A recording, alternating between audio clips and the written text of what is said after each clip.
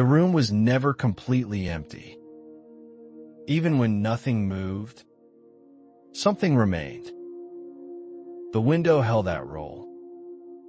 It stood along one wall, tall enough to catch the fading light, plain enough to be ignored by anyone not staying long. The glass was clean, but not clear. It softened what passed through it. He spent his evenings there, not seated at first, standing near the center of the room, arms loose at his sides, posture neutral. The window stayed within reach of his vision without asking for it. Light filtered in, then thinned, then withdrew without sound. Silence settled early, not the kind that followed noise. This silence arrived intact, as if it had been waiting its turn. He noticed in the way his breathing slowed without effort, and how his feet stopped adjusting once they found the floor. The window did not change. Outside light faded, but the shape of the window remained. A darker rectangle against a darker wall. He did not approach it yet. He rarely did at this point in the evening. There was a pattern to how he occupied the space. He moved objects away from the window, not closer. Nothing blocked it. Nothing leaned against it. The area around it stayed open, preserved without discussion. He did not name this habit. The room carried small sounds, not interruptions, subtle reminders. The faint shift of fabric when he turned, the quiet pressure of air moving as he crossed the space. Each sound appeared, then disappeared, leaving nothing behind. Silence returned easily. The window absorbed the last of the light. Reflections replaced details. What lay beyond the glass became indistinct, then irrelevant. He remained where he was, neither advancing nor retreating. There was no urgency to fill the quiet. He did not turn on a light. Darkness was not the opposite of what he was listening for. It belonged to the same state. The room adjusted itself without instruction. At some point, he became aware of how the silence shaped his movements, how it slowed his gestures, how it discouraged unnecessary action.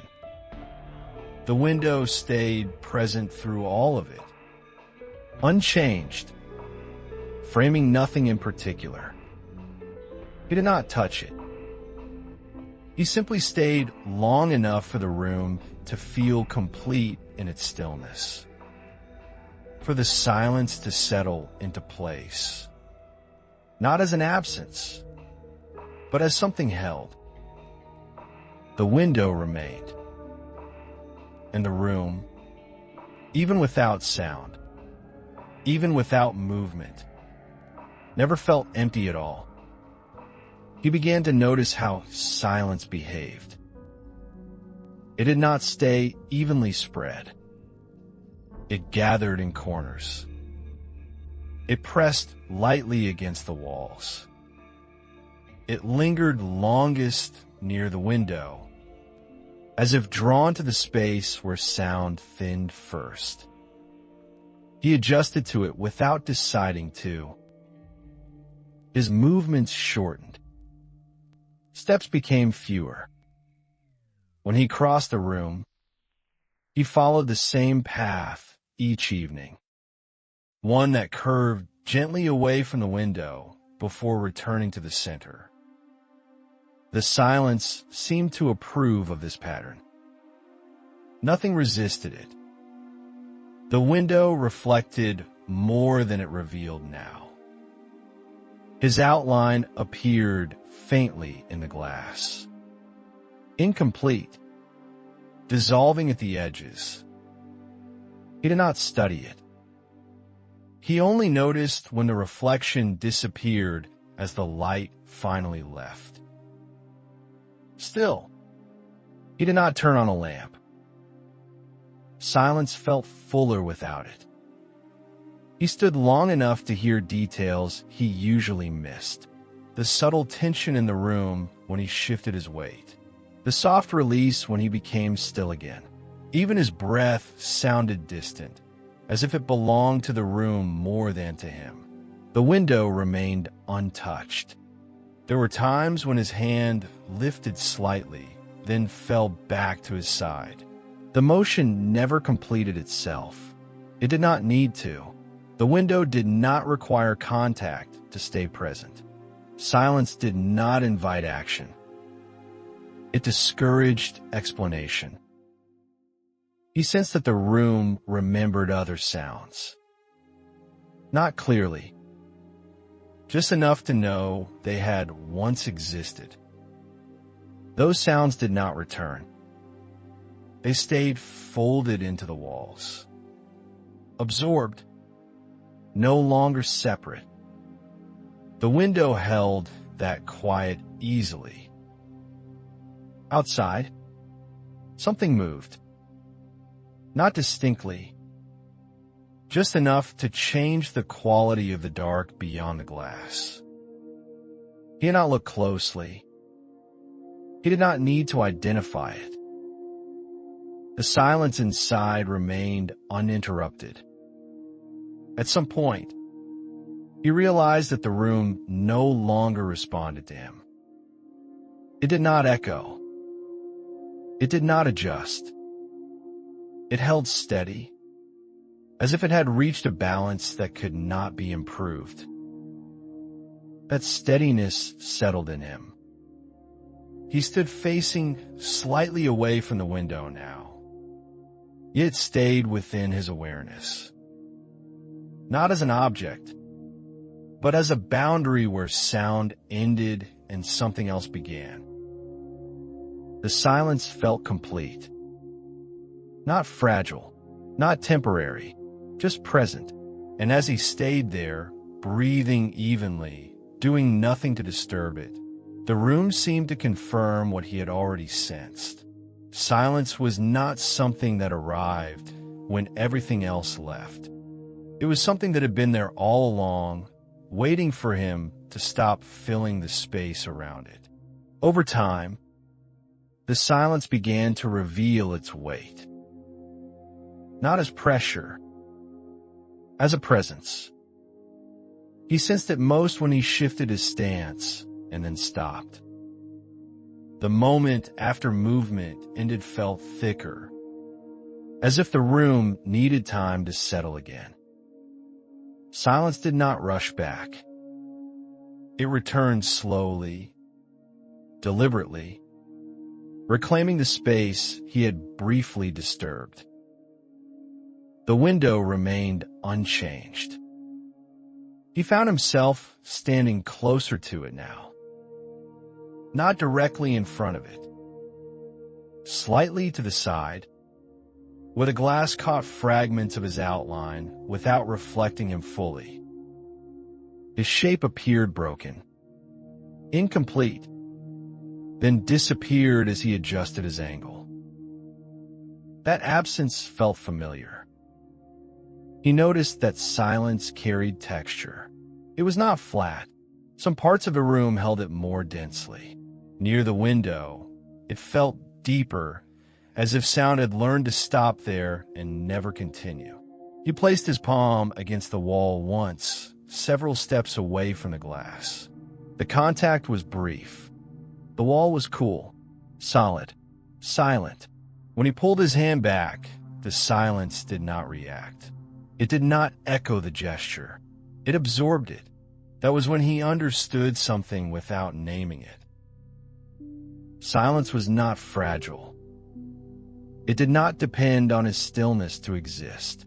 His stillness only made it visible. The window stood as a quiet marker, not an opening, not a barrier, simply a place where attention softened, where the mind loosened its grip on sound and expectation. He remembered voices then, not words, just the idea of them, their weight, their distance. They passed through him without staying. Silence did not reject those memories. It allowed them to move through and dissolve. He did not approach the window any further. There was no need to touch it to acknowledge its role. It held the boundary effortlessly, asking nothing in return. He stood long enough to feel himself thinning in the quiet, not disappearing, just becoming less defined, less pressed into shape by noise, by response, by the need to fill space. The room accepted that version of him. The silence did not deepen after that.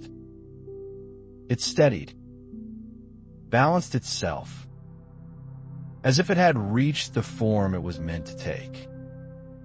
And he remained there, breathing evenly, aware that nothing was missing. The room was full, quietly, completely. Eventually, he stopped measuring the silence, not because it changed, but because it no longer needed to be understood. It settled into the room the way light once had, evenly, without direction. The window remained where it always was, a quiet line between what could be seen and what no longer asked to be. He stood facing it now.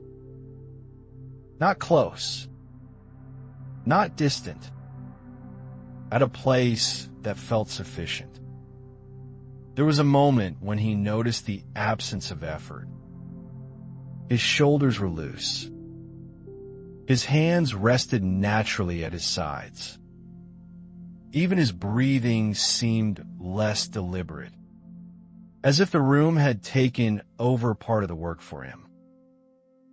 Nothing demanded a response. The window did not reflect him anymore. The glass held only darkness, softened at the edges. Whatever existed beyond it stayed indistinct. That felt right. Clear shapes would have been too loud. He understood then that the room had never been waiting for sound to return.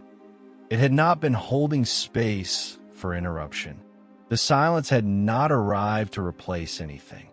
It had always been present. He had simply learned how to stop stepping over it. That recognition did not lead to movement. He did not reach for the window. He did not turn on a light. There was nothing to adjust, nothing to correct. Remaining still was not an act of restraint. It was alignment. The room felt complete in a way that did not require permanence. Silence did not promise to stay. It did not need to. Its presence was enough for now. When he finally shifted his weight, the silence bent without breaking. It adjusted, then returned to balance. The room accepted the change without comment. The window stayed, and as the evening continued, unmarked and unnamed, he carried the quiet with him, not as something to protect, but as something that no longer needed to be filled. The room was never completely empty. It never had been. There are things no one says out loud. Not because there is nothing to say, but because saying it might change everything. If this story feels familiar, perhaps you understand it better than most.